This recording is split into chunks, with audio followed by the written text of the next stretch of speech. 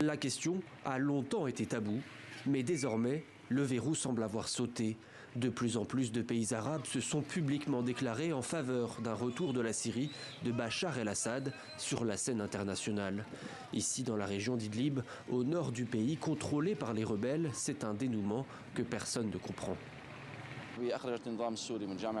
La Ligue arabe a gelé le siège de la Syrie pour des raisons qui existent toujours et qui se sont même aggravées.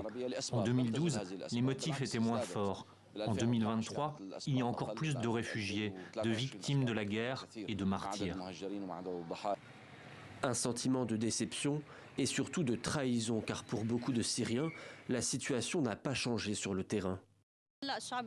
Comment se fait-il qu'après 12 ans de lutte et de révolution, ils viennent aujourd'hui dire à Bachar « Voici de nouveau ton siège à la Ligue arabe ». C'est inacceptable. Nous sommes vraiment déçus.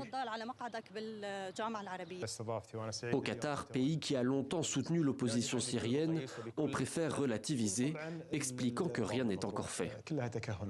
Tout d'abord, il n'y a rien de vraiment nouveau sur la table. Ce ne sont que des spéculations. En ce qui concerne l'État du Qatar, le pays a expliqué sa position.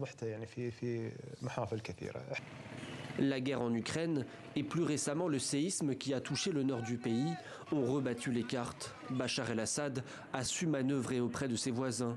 Le prochain sommet de la Ligue arabe est prévu le 19 mai en Arabie Saoudite. Le sujet sera abordé car Riyad espère convaincre ses homologues de réhabiliter la Syrie et mettre fin à près de 11 ans d'isolement régional.